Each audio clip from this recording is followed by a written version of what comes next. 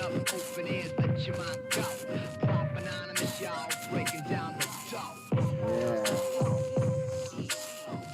Hey, what's good, everybody? This is Propaganda Anonymous, and you are tuned in to the Prop Anon podcast. Open your fucking ears, jackass. The Troubles. The Troubles. The Troubles. Something about that term sounds interesting. The Troubles. It sounds like a minor inconvenience of some sort. Like it should be used for referencing when you had trouble starting your car before work this morning, or you had trouble finding your keys or your coat. It sounds like, again, something that is not really a big deal. However, when the term the Troubles was and is applied to the 30-year plus dirty war that occurred in the north of Ireland and beyond from the 60s to the 90s, the term the Troubles makes the word euphemism sound like a euphemism. A better word for that period of time might have been the horror. It was a horrible situation for everyone involved. One individual who reported on the ground during the Troubles was my guest today, Ed Moloney. Ed Moloney is an award-winning Irish journalist, best known for his coverage of the Troubles in the north of Ireland. He was a reporter, covering them, as I said, on the ground for such periodicals as Hibernia, McGill, the Irish Times, and the Sunday Tribune. He's written 3 books. Paisley, about Ian Paisley. The book is called Paisley, From Demigod to Democrat. What a question mark, because was Paisley ever a Democrat? The second book was The Secret History of the IRA. And his third book was Voices from the Grave, which was made into an award-winning documentary of the same name. So when it comes to the dogged path of journalism, Moloney has earned his stripes as a sleuth for truth. He has risked both his reputation and his life numerous times over his career in order to provide some reliable information during the Troubles, in what was and still remains something so cloaked in uneasy mystery. Moloney's long career chronicling this period of time is worthy of many interviews, but I was happy just to have him for one. So join me here as we talk with Ed Moloney, award-winning Irish journalist and author of the great book, The Secret History of the IRA. Let's go. You know, I found so much when it comes to the Troubles in Irish history that one needs to constantly unpack and contextualize present circumstances through the long view of history. In other words, one does not really get a full understanding of the Troubles if one doesn't know about the long history of imperialistic invasion of Ireland by the British dating back to at least the 1500s. So, Mr. Moloney, thank you for joining me today. And just to get the wheels turning, could you just briefly describe, as difficult as that is, what the Troubles were? Well, funnily enough, America and what became the Troubles in Northern Ireland have a very, very close and strong link.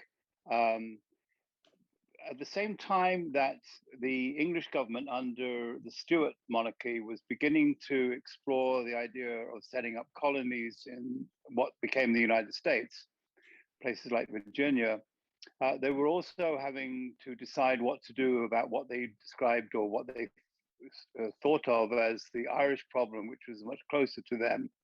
And the problem with the Irish problem was that it was there on the western flank of England.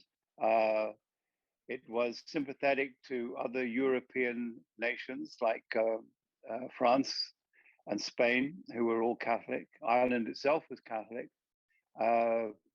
England was by that stage a solidly Protestant monarchy, and Ireland was regarded as a possible source of trouble, and maybe a place where foreign powers like France and Spain would use as a jumping off board to get into England, and then to go down to London and capture the capital city and overthrow the monarchy.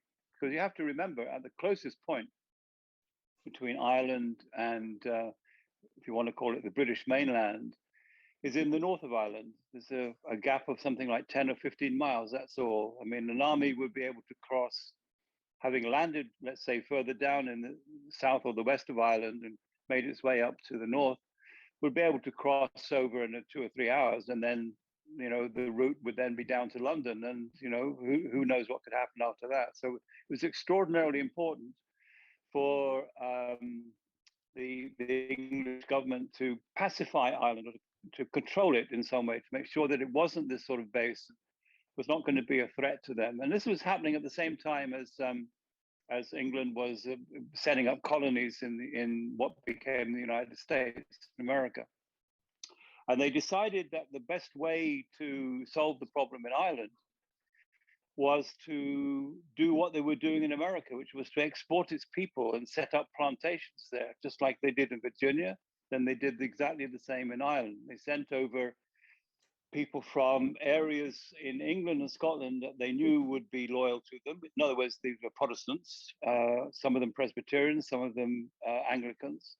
Send over to Ireland, give them land that belonged to the native Irish, and build up a population that would be loyal and could be depended upon to rise up and defend England if there was that type of invasion, which the English always feared from Spain or France, one that would, let's say, start in the west of Ireland and Galway area, or down in Cork, and then make its way up to what is now Larne and cross over. Well, if they had this plantation there, this plantation of people, then they could at least hold that invasion long enough to mobilize against it. And funnily enough, one of the very first boats that was commandeered to send over people from England and Scotland to begin the plantation in Northern Ireland, what became Northern Ireland, was diverted to Virginia. And that's how the plantation in Virginia started. So the links between America, the early history of America and Ireland are they overlap, and they're uncannily close in many ways. But having done that, you then had a situation in which you had an island which was essentially divided between a population that was loyal through religion to the English crown, and a population that was hostile through religion, Catholic religion in their case, to the English crown. And you had the basis there of a thrust for independence, resentment at being occupied, and periodic attempts to overthrow English rule, which started in the 17th century, and again in the 18th century, most notably with the United Irishmen. Again in the middle of the 19th century, this time with American help, the Fenians. Again in 1912, 1916, 1921. Ireland was then partitioned. The solution to the problem, as far as the English was concerned, and they more or less got their way, was to divide Ireland into two parts. One where you would have the native Irish who would be able to control their own areas, but the north would remain under British control. And you therefore would have still that buffer against any mischief making in the direction of England. That settlement, that solution in quote marks, lasted until the latter part of the 1960s, when you had a rising new burgeoning Catholic young population, the product of the welfare state that had been created in England, and which obviously was applied elsewhere after the war, after the Second World War. The welfare state, free education, university education. People who were before that kept in poverty now had a chance of earning a decent living, and they were living in a society which they were not allowed, just like the blacks in America were not allowed to develop in the way that they wanted, to express themselves and to become what they wanted to become. And they were deprived of political rights, for example, the right to vote in many cases, the right to have decent housing, right to fair employment, no discrimination. So similar sort of, demands, and I wouldn't want to make the comparisons, all that closely to the black experience in America, which was much, much worse than anything that happened in Ireland. but they have similar points of similarity. So that's the seed of the Troubles, essentially. Thank you for that. And of course, there are so many other things in that history that deserve further unpacking and explanation, which again, you do that throughout your work. So again, I encourage listeners to check out Mr. Moloney's work. But that very quick uh, recapitulation of Irish history into the Troubles. In speaking about your book, The Secret History of the IRA, you chose to open, which is about the Troubles, right? And you chose to open the book with a harrowing tale about a shipment of weapons that the IRA received from Libya, but that was intercepted and busted by the authorities in October 1987, a ship called the Exxon. Now, I'm curious. What I really like about that story, how you open the book, is that it encapsulates so many tropes, if you will, that repeated throughout the Troubles and Irish history: transatlantic gun running, clandestine movements, terrorism, intelligence wars. But you wrote. Could you briefly describe that? Well, could you tell me? Well, why did you choose that particular story to open this chronological tale of the Troubles with? Well, because first of all, because no one knew until I wrote about it that there had been an informer at work in relation to that shipment. Right? To sort of briefly tell the story of the relationship between Libya and the IRA, Gaddafi came to power in Libya more or less at the same time as the Provost came into existence in the autumn of 1969. And he was a Nasserite. He followed the gospel of Arab nationalism, which had been established by Nasser in Egypt. And he was, and Libya was a country which had been occupied by foreign powers from the Roman Empire onwards, in the latter part of the 19th century and the early part of the 20th century by the Turkish Ottoman Empire. And then after the First World War by the British, and then after the Second World War, it was occupied again before the Second World War by the Italians, by Mussolini. After the Second World War, there wasn't an actual occupation, but the three victorious powers, the main powers in the fighting the war against the Nazis, established areas of influence in Libya.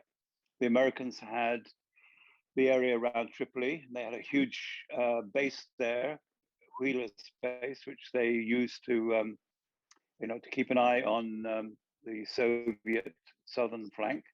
The British had the eastern part around Benghazi, and the French had the southern part of Libya down by Chad, which was one of their important and wealthy colonies. So after the Second World War, they were occupied until the Gaddafi revolution, essentially in all but name by Britain, America, and France. And there was a king who was a king a ruler in name only, called Idris. He was overthrown by Gaddafi, who was inspired, as I said, by the Nasserite revolution in Egypt.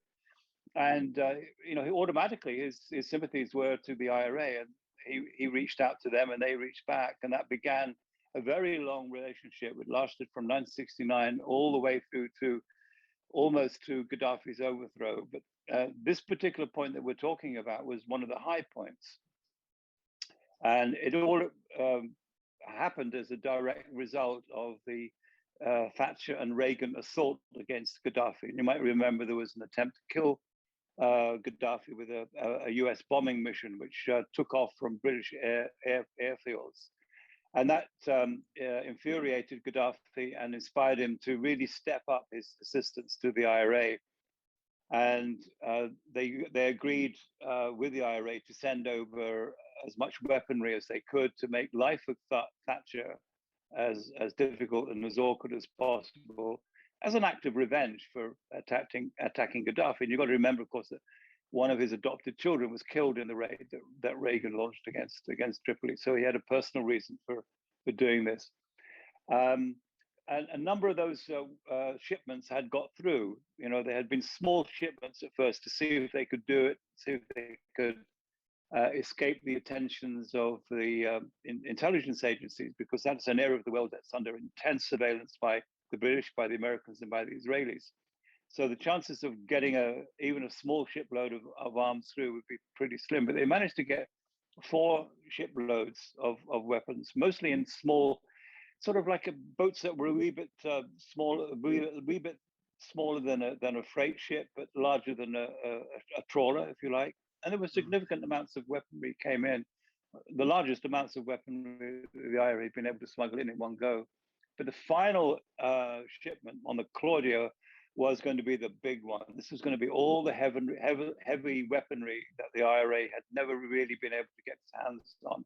SAM-7 missiles, heavy machine guns, and stuff like that. I mean, really quite sophisticated material. And this was going to be used for the basis of a major offensive, which they modeled it on the Vietnamese offensive against the American government in, when was it, 1969? I think. Yeah, the Tet it was Offensive. the Tet Offensive. Yeah. And they called it the Tet Offensive, the IRA's Tet Offensive. So it's very important for them that the weaponry got through. Now, up until I did my research and wrote the book, all we knew about this shipment was that it seemed to have been intercepted entirely by accident. That this was an old freighter that they were using. It wasn't, in the best of shape. And off the coast of France, the propeller stopped working, right? So it stalled. And the French seemingly, this is the story that we were told, sent out customs to investigate. And lo and behold, what did they find? But they discovered that this was a boat full of arms. And so it seemed that by bad luck, the IRA expedition had failed for that reason, for no other reason. Well, I was able to show that actually, no, there was an informer on the job, someone on the IRA side. And who that informer was has been a matter of great speculation. And it set the scene, if you like, for a story which was also about internal divisions inside the IRA over which direction they were taking. And there were 2 camps. There was the militarist camp, which wanted to continue the war, and there was the camp led by Adams and McGuinness, which was moving very much in a political direction, wanted to end the war, come to some sort of political arrangement and deal and settlement with the British and the Irish governments, and change their strategy entirely to one of politics, the electoral politics mostly. And there are all sorts of suggestions that the informer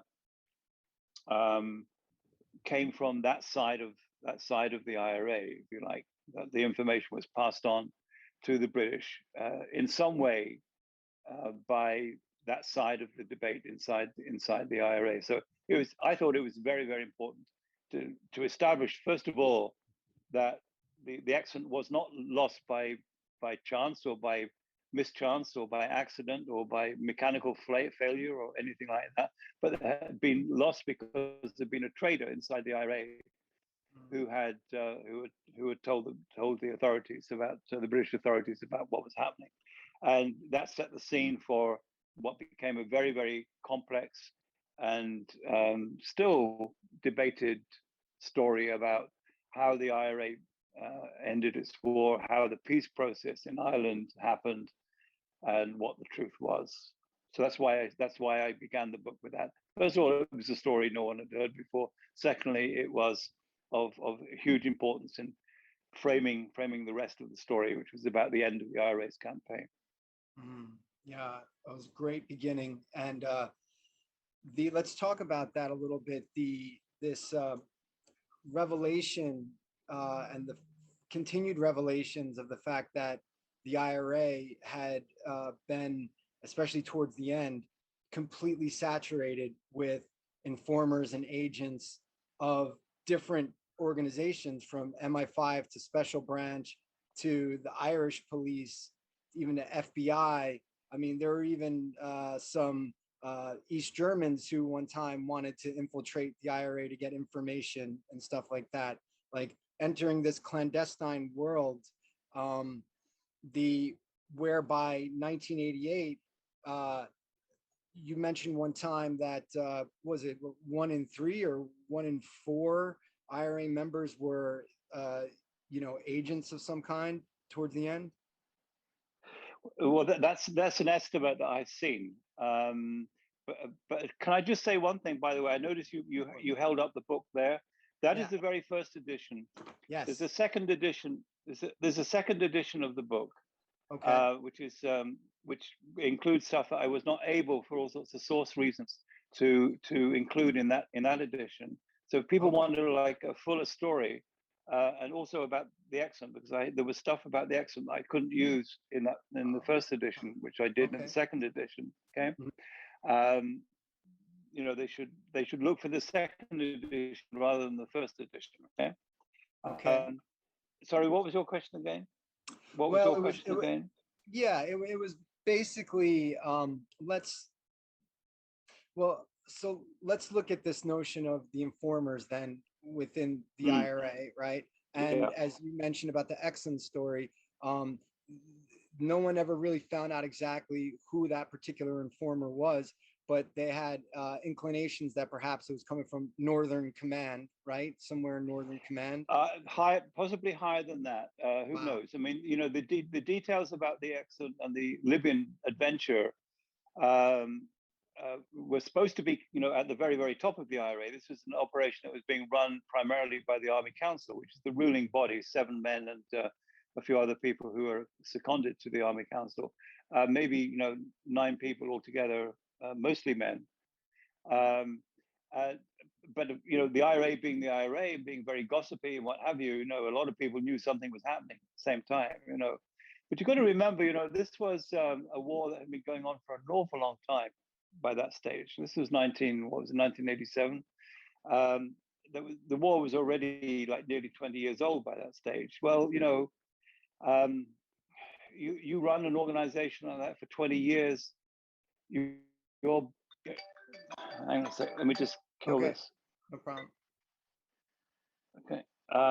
You're bound to have an informer problem, and to give an example of how bad it was, at quite an early stage in the IRA's development, after the first couple of years of hang on, sorry about this. No problem. There we are. After the first couple of years or so of the IRA's campaign, it was really, it really wasn't. They thought the war was only going to last 2 or 3 years, and they would either win or they would lose. But then they ended up having to fight this very, very long war. And once they realized that, people particularly like Jerry Adams realized, you needed to have a mechanism inside the IRA to counter efforts by the British to infiltrate you, right, through either MI5, which is the sort of equivalent of the FBI in Britain, except it's more secret, or the police special branch. I don't know if there's an equivalent to that in the United States, but this is the police force in Britain and also in Ireland, which is entirely political and mostly is dealing with what they regard as subversives and what have you. And they're almost like a separate police force, and like a secret police, if you like. Okay, so these people were hell bent on infiltrating you and causing you as much damage as possible. And so they set up a unit inside the IRA to monitor the informer problem, to seek out informers, to catch them and kill them, and counter as much as they could the counterintelligence efforts of the British and the Irish governments. And the guy who eventually became head of the anti-informer unit, a guy called Freddie Scappaticci, and he's got an Italian name because a lot of Italians came over to Ireland in the latter part of the 19th century. And quite a few of them settled in Belfast, and of course they were Catholics, and they identified with the local Catholic population. And Freddie Scappaticci was a member of a family which was had quite a long reputation of being involved in the IRA, and he was obviously an IRA activist himself, but he ended up being a more or less the head of this anti-spy, anti-informer unit, but he was also a spy for the British. Well, if you have someone at that level of your organization who's working for the other side, he knows all your secrets. He knows everyone who's in the IRA, because as the head of the anti-informer unit, if something happened that shouldn't have happened, he would be sent along with his minions to investigate it, and they would know who was involved in this area or that area, what they did, who was in charge of this and who was in charge of that. They would have a complete picture of the IRA from a character like that, and they would know, for example, that they might know, once they started recruiting people, they would know that when certain operations were going to happen, they would catch the people and maybe turn them, send them back into the IRA informers. So, it was a very, very long war like that, which was, regarded by people who dreamt up the concept of a long war as this was the way that they were going to win the war by outlasting the British, was actually a point of weakness for them, right?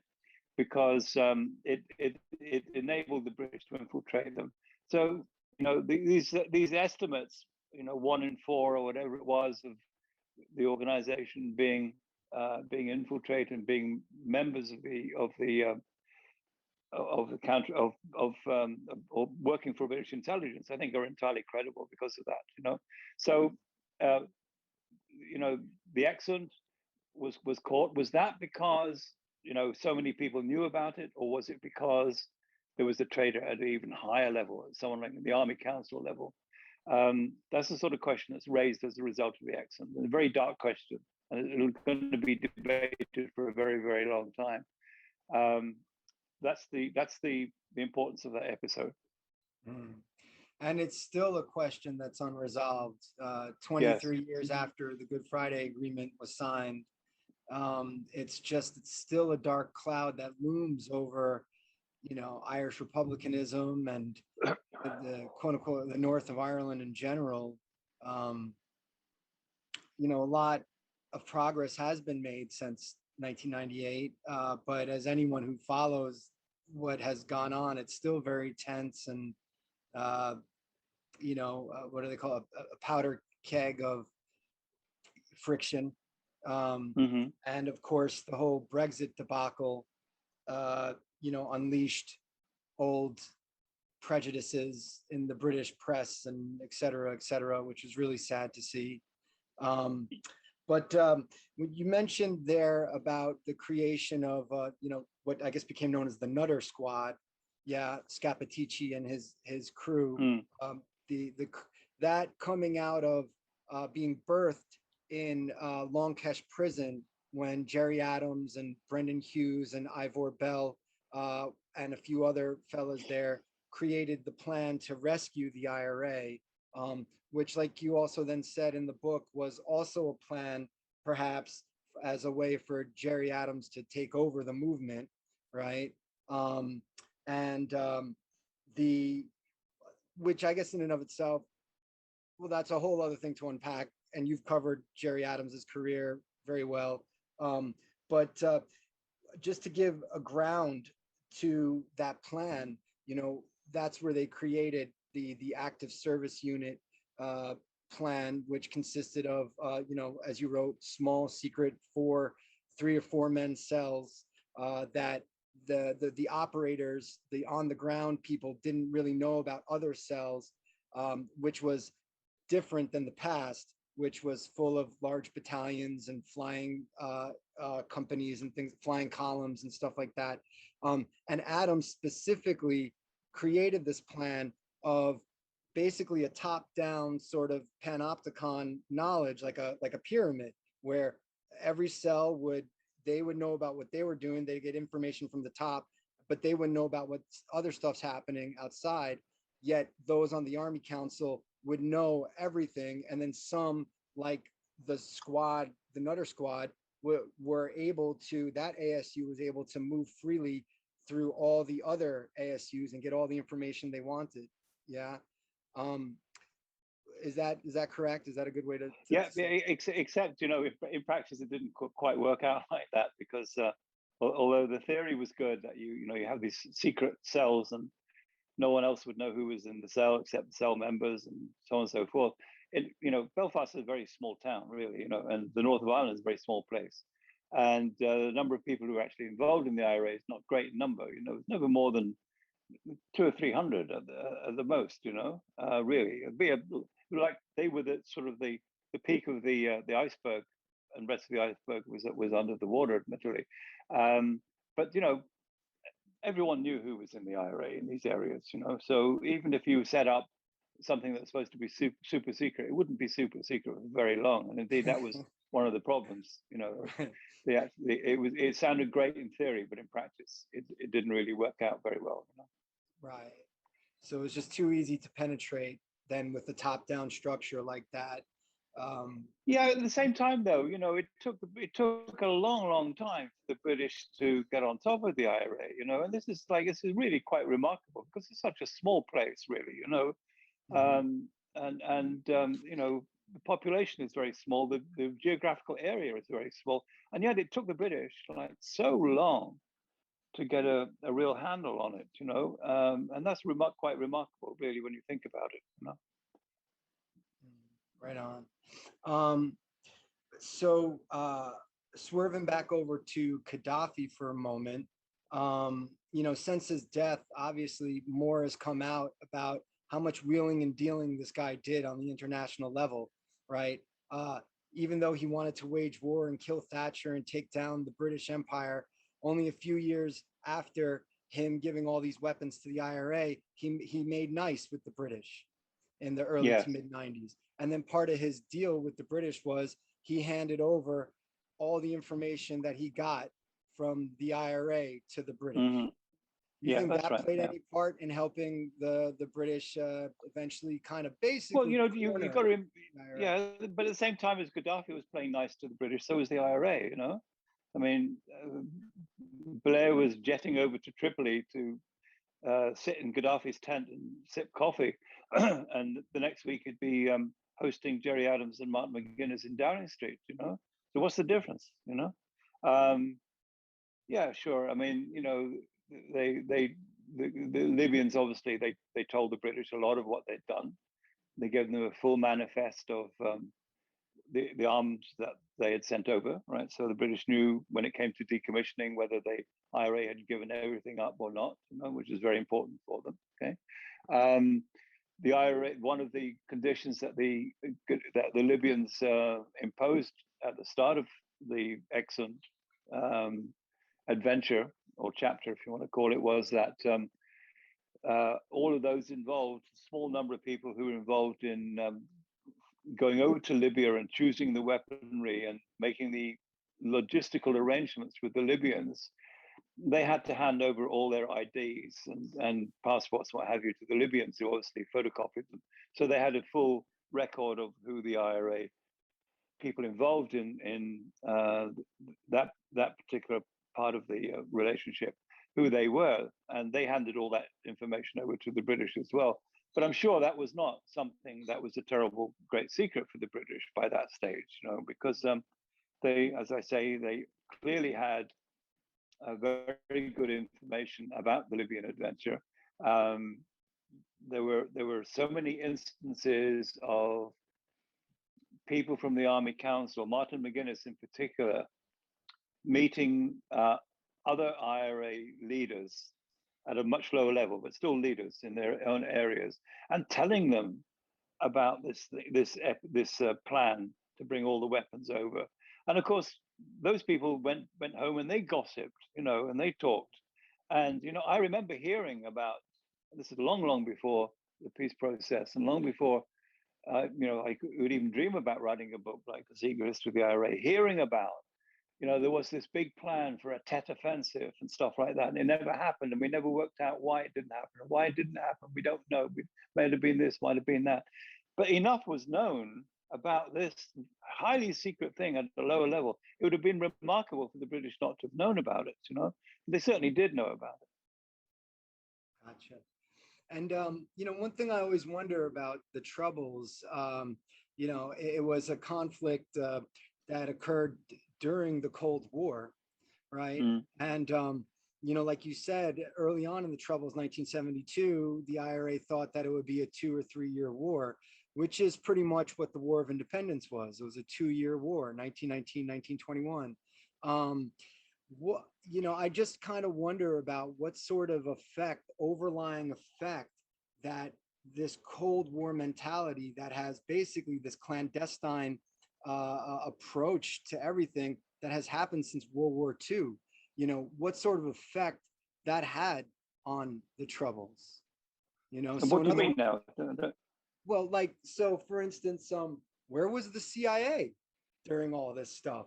The FBI in America, they were always, supposedly, they were monitoring the Irish Republicans even before, further back than the late 70s, right? The Irish Republicans have been monitored in America since the 1940s. I have notes from J. Edgar Hoover, sending word to British intelligence about monitoring Irish Republicans in America since the 40s. Mm. We know that the Mm. feds have been on the case. But where Mm. has the CIA been during all of this stuff? I Where's wonder Guy about that. Who? The CIA, the Central Intelligence Agency. What were they doing during this whole time? Well, who knows? I mean, that's part of the story we don't know about, clearly. But I would imagine that since the IRA was involved in with Gaddafi and also with other Arab groups, other Palestinian groups, for example, and they weren't the only Irish group that was involved in the Middle East. The INLA was also involved with sections of the Palestinian resistance to Israel. That they were bound to have had an interest in there, but that has not yet emerged. I imagine one day it may emerge. But I guess even so, it wouldn't have been like anywhere near the top of the CIA's agenda in the Middle East at all. It would have been, we'll keep an eye on this and let the Brits, than anything else. Maybe there are instances or were instances where they actually were operationally involved. But it hasn't yet emerged. Mhm. Thank you for that. And Okay. so we're about 40 minutes in. Ed, you have time for a couple more questions? Surely, go ahead. Okay. So, well, it's two sort of things. Well, one thing that I really find, I mean, it's one of the kind of tragedies of Irish history, is a struggle to tell the story to the next generation. When Mhm. luckily now there are history books, one can learn about Irish history, that it's a constant, it's the same thing. In comes the British imperialism and the resistance against it for hundreds of years. That's the story, for the most part.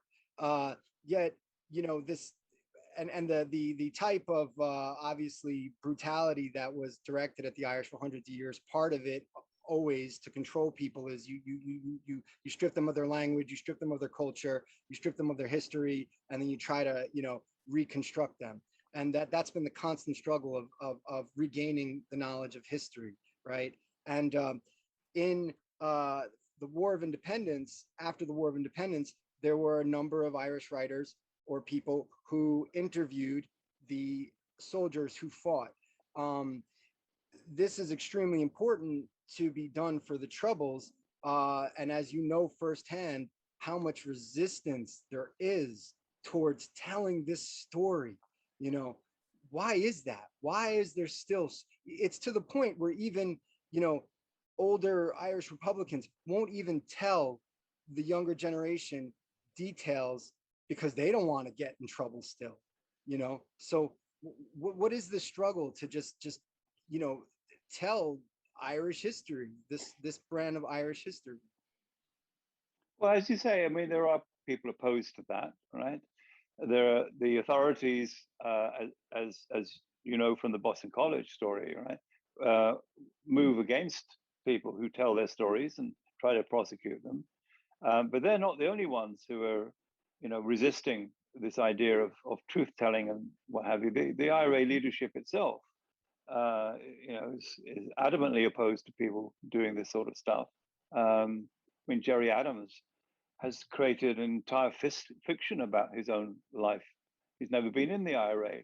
That's his version of events. But somehow he managed to be this person of extraordinary influence. The truth is, of course, he was near or at the top of the IRA for most of the time that he was involved. From the 1968, 69 onwards. So there's a disapproval there. Disapproval from the point of view that if you turn a blind eye to people telling their own stories, well, how can you control that? Because goodness knows where it will end up. There might be bits and pieces of stories that you would rather were never told. And I'm given one example tonight, which is the whole story about the Exxon, the whole story about informers and stuff like that. One of the dark theories about the informers is that it actually suited people in the leadership in the IRA to have informers like that. Okay, because if you wanted to move the IRA in a more political, non-military direction, then it's served your interest to undermine the military campaign, for example. Right? These are very dangerous thoughts to have if you're in an organization like that. And so they are squashed. They are prevented from telling their stories and disapproved of, if they do, and get into all sorts of trouble if they do. I mean, one of the great things that we were worried about doing the Boston College thing was that it wasn't so much that the British would find out about it, it was that the provost would find out about it, And if the provost found out what we were doing, then they would hunt these people out and kill them, The British might try to put them in jail, but the provost would kill them. That was the problem, Funnily enough, the loyalists didn't have that problem at all. They didn't really care that much. But on the Republican side, which led me to believe actually that the Provo leadership had much more to hide in terms of their own history and their own doings than the loyalists had, which I think is true. So lastly, where are we at today? Where is what's the vibe of Irish republicanism in Ireland, America, England today? What do you foresee? What do you foresee? Well, I don't know. We're at one of these points where we don't know. We don't know where it's going to. Some of the stuff I read seems to me to be hopelessly optimistic. Maybe there is reason for optimism in terms of there's going to be a great move for a united Ireland. I honestly don't see it myself.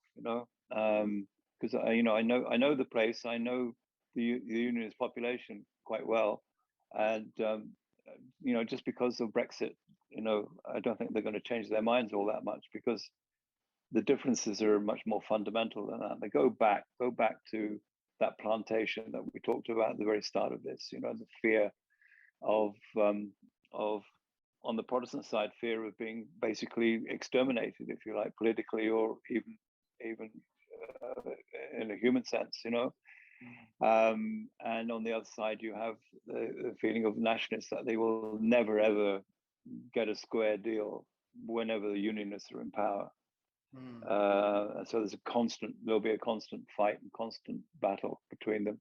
So I don't know. We're on one of those points in history where we can't tell really with much clarity what's going to happen, but we never were at any point like that in the last 30 years, really. So there's no difference in that, but what I can say is with absolute certainty is that the quality of journalism, quality of coverage of what's going on there has deteriorated to an astonishingly bad degree, but I'm out of it now, so I can't really complain.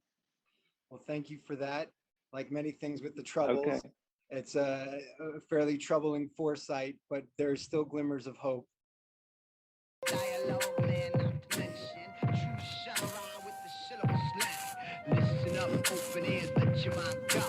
Pop anonymous, y'all, breaking down the. All right, what a podcast that was. Big thank you to Ed Moloney for joining me, taking the time out and speaking with me about his work, especially that great, fantastic book, The Secret History of the IRA. That is a great book, man. Highly recommended across the board. If you want a stocking stuffer for someone you love this year, go out and buy that book, The Secret History of the IRA by Ed Moloney. And hey, if you want to stay up to date with what Mr. Moloney is up to these days, feel free to check out his website, thebrokenelbow.com. That's thebrokenelbow.com. And also for everyone out there who's curious about where I'm at with Chapel Perilous, very happy to say that the book has been accepted by my publisher, Strange Attractor / MIT Press. And I'm working with the editor right now to get the final draft together so we can get the book out to you guys at sometime in 2023. So that's going to be a big year. In the meantime, if you want to check out some of my writings about Robert Anton Wilson and some commentary on Robert Anton Wilson work, please check out my website, chapelperilous.us, for more information on that. And that about wraps it up for me here, folks. As the holidays approach, I hope everyone is doing well, is safe around loved ones, and having a great time. Until next time, I'll see you. Peace.